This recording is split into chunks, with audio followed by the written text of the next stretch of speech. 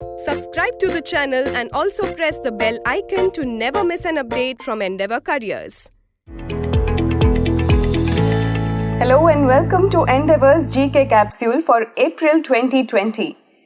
With the government announcing another extension of national lockdown till 17th May, all activities continue to be stalled throughout the country. Some action was visible on the economic front, with RBI announcing fresh slew of measures and Mukesh Ambani announcing investment by Facebook in Reliance Jio. Overall, April was a sad month, with passing away of two iconic Bollywood figures, Irfan Khan and Rishi Kapoor. Let's look at these and some other highlights in detail. The first category is persons in news. Forbes released its list of billionaires of the world on 7th April. The list contains 2,095 names, 58 less than the last year's list. Jeff Bezos is the world's wealthiest person for the third time in a row, despite paying $36 billion as divorce settlement to his ex-wife, Mackenzie Bezos. Jeff Bezos has a net worth of $113 billion. Bill Gates keeps his spot as the second richest, followed by luxury goods tycoon Bernard Arnault, who pushed Warren Buffett to the fourth place. Alice Walton of Walmart is the richest woman in the list at 9th rank with $54 billion of net worth.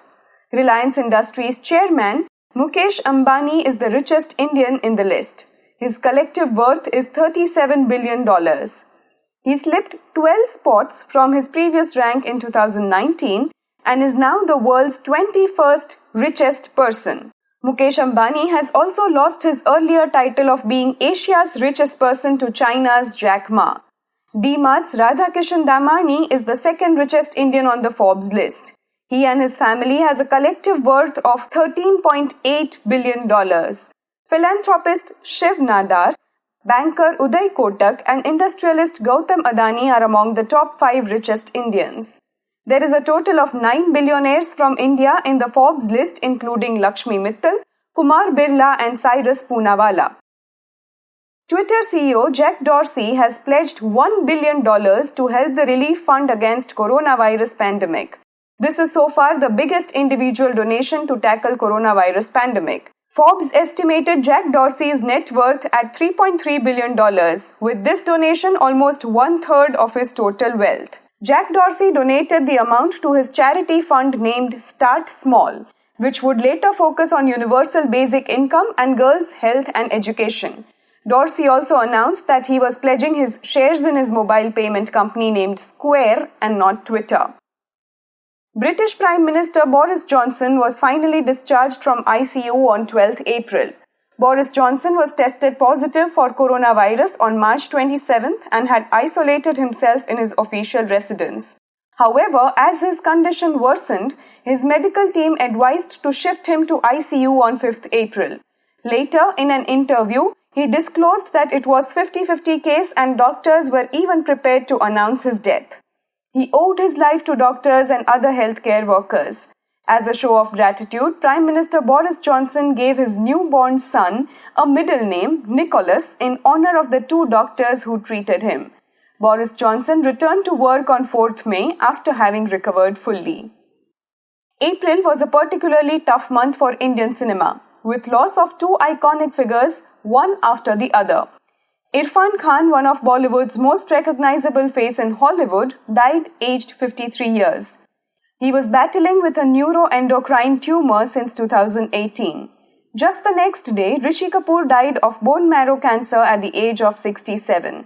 The son of a great director, producer and actor Raj Kapoor, Rishi started as a child actor and acted as a leading man in almost 100 Bollywood movies. Oscar-winning illustrator and animation filmmaker Jim Deitch died in Prague at an age of 95. He is best known for directing popular cartoon shows Tom and Jerry and Popeye for television. His movie Monroe won the Academy Award for Best Animated Short Film in 1960. Let us now look at major highlights in the category of national news. The Government of India brought in ordinance on 22nd April under which any person who attacks a health worker treating COVID-19 cases can be jailed for a maximum of 7 years. The ordinance was brought in to amend the old Epidemic Act 1897. Under the new law, attack on health workers is a cognizable and non-bailable offence. The ordinance prescribes a jail term of 3 months to 5 years for normal cases and 6 months to 7 years for serious cases. In case damage is caused to vehicles and clinics of health workers, the guilty will be made to pay a fine which is double the market rate of the property damaged. This move came a day after the Indian Medical Association demanded the centre to bring in a law on urgent basis to protect the medical professionals from attacks on duty. This demand was amid rising incidents of violence against healthcare workers on the front line of the fight against COVID-19. The Government of India brought another ordinance on 6th April to slash the salaries of parliamentarians and ministers by 30% for 1 year in the wake of the coronavirus. Union Information and Broadcasting Minister Prakash Javadekar told reporters that President Ramnath Kovind, Vice President Venkaiah Naidu, and governors had also offered to take the 30% cut in salaries. The cabinet also decided to suspend the MP Local Area Development Scheme for 2 years and transfer the money into the government's consolidated fund. The MP Local Area Development or MPLAD is a scheme introduced in 1993. Under the scheme, each MP is allocated Rs 5 crores per year for development works. Along with central government, various state governments had also decided to cut salaries in the fight against coronavirus. Kerala government decided to cut a month's salary of all its employees to raise funds. Karnataka Chief Minister B.S. Yediyurappa has given up a year's salary. Telangana, Andhra Pradesh, Odisha and Rajasthan also announced a cut in salaries of its government employees depending on their ranks. Maharashtra, which is bearing the brunt of the coronavirus crisis, has decided to pay out the salaries in installments. The Government of India has declared banking industry as a public utility service for 6 months until 21st of October. The public utility services are those services that operate as public service corporation. They provide essential services such as telephones, electricity, natural gas, postal services and water. Bringing banking services under the provisions of this Act means that the banking sector would not see any strikes by employees or officers during the operation of the law. The order has been issued under provisions of Industrial Disputes Act 1947. The Industrial Disputes Act 1947 regulates Indian labour laws. Let us now look at major highlights in the category of international news. For the first time in history, the US oil prices turned negative on 20th April. The prices of West Texas Intermediate or WTI, the benchmark of US oil prices, crashed below $0 mark to minus $37 per barrel in New York. This is the lowest ever crude oil price in the history of mankind. The last time the oil prices crashed was right after the Second World War. The fall of crude prices below the zero mark means that the seller is essentially paying the buyer of crude oil for each barrel that is bought.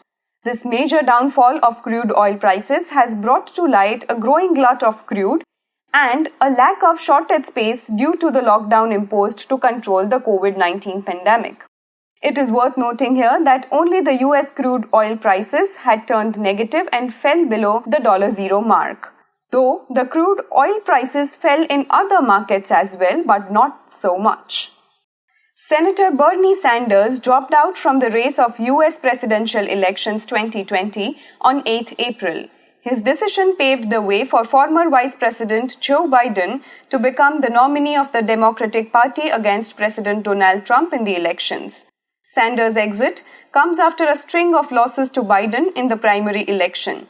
Joe Biden is a member of a Democratic Party. He served as the 47th Vice President of the United States from 2009 to 2017. The ruling Democratic Party won the election held on 16th April in South Korea. President Moon Jae-in won the election with 180 seats in 300 seats strong National Assembly. South Korea was the first country to hold national elections among the COVID-19 pandemic. There were 14,000 polling booths set up for elections, and at every booth, the temperature of the voters was checked before they were allowed to vote. When a person had a temperature of about 37.5 degrees Celsius, He or she had to vote from a separate booth. The people had to use sanitizers and wear plastic gloves and face masks and stand at least a meter apart to cast their vote. The turnout of voting in spite of COVID-19 crisis was the highest in the country since 1962. Around 66.2% of the entire country voted in the elections. While presidential elections were going on in South Korea, the news coming from neighboring North Korea is that its supreme leader, Kim Jong-un, is missing from public eye since 15th April. The North Korean leader missed his grandfather's birthday on April 15th. His noticeable absence on the special day has led to speculations over his health and well-being. A South Korean news agency reported that he underwent a surgery and due to complication went into coma. There are speculations also that he has disappeared from public eye to avoid exposure to coronavirus. It has been more than 20 days and there is no confirmation as yet about Kim Jong-un. Let us now look at news from the field of business and economy. The Government of India has amended the foreign direct investment policy to discourage opportunistic investment in Indian companies by neighboring countries in the midst of the coronavirus pandemic. This comes after China's central bank recently purchased 1.1% stake in HDFC Bank. As per the new amendment, FDI investments into Indian companies from the neighboring countries will now require an approval from the government. This will be applicable to all countries that share a land border with India, such as China, among others. The amendment specifies that transfer of ownership of Indian companies arising out of FDI investments from neighboring countries will now also be subject to government approval. Similar FDI restrictions were earlier placed on Pakistan and Bangladesh. Globally also, transactions by Chinese firms and institutions have come under scrutiny recently since the assets are being purchased at low valuations. Nations such as the US, Japan, and Australia have already placed restrictions on Chinese companies buying assets. The Reserve Bank of India announced new measures to deal with COVID-19 pandemic-related economic problems. The Reserve Bank of India cut the reverse repo rate by 25 basis points to 3.75%. The repo rate was kept unchanged at 4.4%. RBI has eased the liquidity coverage ratio from 100% to 80%.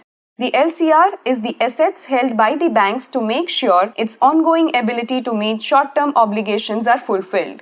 RBI also announced Rs 50,000 crores for long-term repo operation for the liquidity needs of microfinances and NBFC. These measures by RBI aim to boost liquidity in the economy. A similar concept of an immediate boost to liquidity in the system was also suggested by K. Chandrasekhar Rao, the Chief Minister of Telangana. He suggested the concept of helicopter money for the state governments to revive economic growth. He asked RBI to release 5% of the GDP as helicopter money.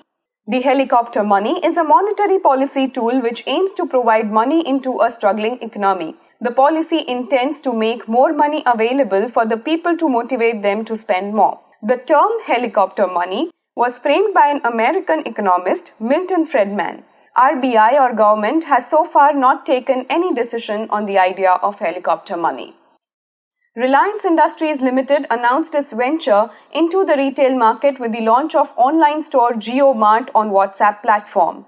Jio and WhatsApp have a user base of 750 million altogether. The move came following the deal between Facebook and Reliance Jio on 22nd April 2020. Mark Zuckerberg-led Facebook acquired 9.99% stake in Reliance Jio for $5.7 billion or approximately 44,000 crore Indian rupees. It is the largest FDI in India's tech sector. JioMart, introduced in January 2020, is an online to offline, that is O2O, e-commerce platform of Reliance that deals in retail of groceries through local Kirana stores. The JioMart service is currently available in Navi Mumbai, Thane and Kalyan areas of Mumbai, Maharashtra. The service will soon be launched across the country. Coming to news from summits organized and reports released in the month. The annual World Press Freedom Index was released on 21st April by the international NGO Reporters Without Borders. The index surveys 180 countries for the degree of freedom that journalists, news organizations and netizens have in each country and the efforts made by the authorities to respect this freedom. Among the nations with the top ranks are Scandinavian countries Norway, Finland and Denmark, while countries like North Korea, Vietnam and Syria were amongst the lowest ranked. India is at the 142nd rank out of 180 countries.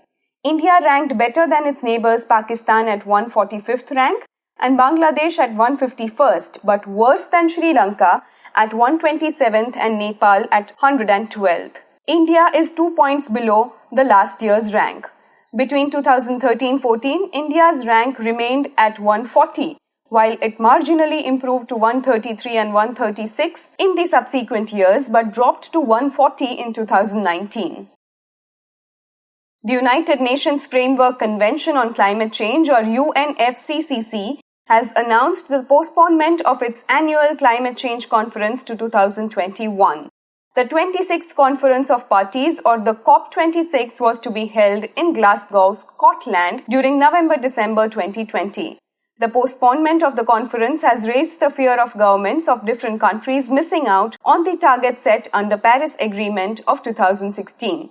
The Paris Agreement aims to keep average global temperature rise under 1.5 degrees Celsius over the pre-industrial temperature. Let's look at some highlights from the science and technology field. NASA celebrated its 30 years of launch of Hubble Space Telescope on 24th April. The Hubble Space Telescope was launched in 1990 and remains in operation. It is one of the longest living space telescopes in the world. The telescope is named after the great American astronomer Edwin Hubble. The Hubble telescope was built by the United States Space Agency NASA with contributions from the European Space Agency. Hubble is the only telescope designed to be maintained in space by astronauts. After the major repair work in 2009, the Hubble telescope is expected to be in operation till 2040. Its successor is the James Webb Space Telescope, which is scheduled to be launched in March 2021. Scientists have confirmed that the largest hole in Earth's ozone layer over the Arctic has closed. The news was confirmed by Copernicus Atmosphere Monitoring Service, which is CAMS. As per the reports, the largest hole, which was 1 million square kilometers wide over the Arctic, has now healed itself. The reason for the healing of a 1 million square kilometer wide hole in the ozone layer is the polar vortex. It is a high altitude current that is responsible for bringing cold air to the polar regions. The report also added that the closing of the hole in the ozone layer is not due to the reduced level of pollution during COVID-19 lockdown. Arogya Setu has become the fastest app to reach 50 million downloads. The app reached more than 50 million downloads in just 19 days. With this, the mobile app has overtaken the record set by Nintendo's popular Pokemon Go application on Google Play. The Arogya Setu app is developed by National Informatics Center. The application uses Bluetooth and GPS of a smartphone to inform the user if he or she is in a radius of 6 feet from a COVID-19 infected person. The Indian Council of Medical Research has recently announced that the antiviral drug Remdesivir is proving effective in stopping the replication of COVID-19. The drug was used against Ebola virus. The research on the efficacy of Remdesivir is a part of WHO's trial. According to studies, 68% of patients that were under this treatment did not require ventilator or oxygen support after taking the drug. Let us now look at news from the sports category. Wimbledon 2020 has been cancelled due to coronavirus pandemic. Wimbledon was scheduled in June-July in London. However, it was cancelled considering the lockdown situation and also due to the threats posed by COVID-19. The next edition of the tournament will be held in 2021. Wimbledon is the oldest tennis tournament in the world. It is one of the 4 Grand Slam tennis tournaments. The other 3 include French Open, US Open and Australian Open. Wimbledon is the only tournament that is still played on grass. Playing on grass is considered traditional and it is also a classic tennis court. This is the first time the tournament is being cancelled since the Second World War. PV Sindhu has been named as one of the ambassadors of the campaign I Am Badminton launched by Badminton World Federation. The campaign provides platform for the badminton players to advocate and commit to honest and clean play. In the end, let us look at some other miscellaneous news items. Lebanon has become the first Arab country to legalize marijuana cultivation. The Parliament of Lebanon has legalized marijuana cultivation for industrial and medical purposes to cope up with the economic crisis that is being faced by the country. According to the United Nations, Lebanon is the third largest supplier of cannabis in the world after Morocco and Afghanistan. The Human Rights Commission of Saudi Arabia announced that the kingdom has ended the death penalty for the crimes committed by the minors. The announcement came 2 days after the country said that it would ban flogging. It is an opinion that the steps are being taken in the light of human rights criticism faced by Saudi Arabia at an international level. It can also be seen as an attempt by the kingdom to carry out reforms as per the Vision 2030, which was projected by Saudi Crown Prince Mohammed bin Salman. Saudi Arabia had one of the world's worst human rights records. In 2019, 184 people were executed in Saudi Arabia as per Amnesty International. With this, we have come to the end of this video. We hope you like the coverage of topics in our monthly GK capsules. Do also watch our other videos. We also hope that all of you are safe and healthy. Take care of your health, stay indoors, keep safe and keep learning. Thank you.